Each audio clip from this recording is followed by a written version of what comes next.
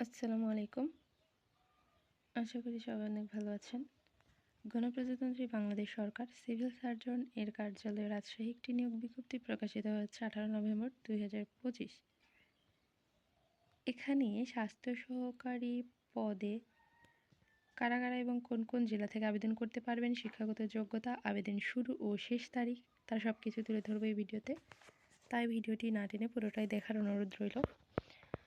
এখানে স্বাস্থ্য সহকারী 7 নম্বর পদে দেখা যাচ্ছে গ্রেড 16, বেতন স্কেল 9,300 থেকে 22,490 টাকা। এখানে পদ সংখ্যা রয়েছে 118টি। আবেদন করার জন্য শিক্ষাগত যোগ্যতা হইতে হবে কোনো স্বীকৃত বোর্ড হইতে উচ্চ মাধ্যমিক অর্থাৎ এইচএসসি সার্টিফিকেট বা সমমানের পরীক্ষায় উত্তীর্ণ। স্বাস্থ্য সহকারীতে আবেদন করার জন্য প্রার্থীকে অবশ্যই বাংলাদেশের নাগরিক ও জাতীয় পরিচয়পত্র অনুযায়ী রাজশাহী জেলার স্থায়ী বাসিন্দা হতে হবে। আবেদনকারীর বয়স অবশ্যই 18 থেকে 32 অর্থাৎ সর্বনিম্ন 18 এবং সর্বোচ্চ 32 বছর হতে হবে। এখানে একই ব্যক্তি একাধিক পদে অর্থাৎ স্বাস্থ্য সহকারী পদে আবেদন করলে শুধু স্বাস্থ্য সহকারী পদে আবেদন করতে হবে, অন্যান্য পদে আবেদন করা যাবে না।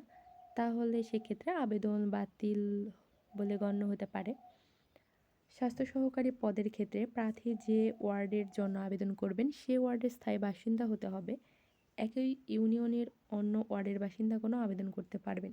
এক্ষেত্রে প্রার্থী যে ওয়ার্ডের স্থায়ী বাসিন্দা তা অবশ্যই আবেদনপত্রে উল্লেখ করতে হবে। সংশ্লিষ্ট ওয়ার্ডের স্থায়ী বাসিন্দা হতে যোগ্য প্রার্থী পাওয়া না গেলে একই ইউনিয়নের অন্য ওয়ার্ডের যোগ্য প্রার্থীদের নির্বাচন করা হবে। এখানে অনলাইনে আবেদনপত্র পূরণ সংক্রান্ত নিয়মাবলী দেওয়া আছে।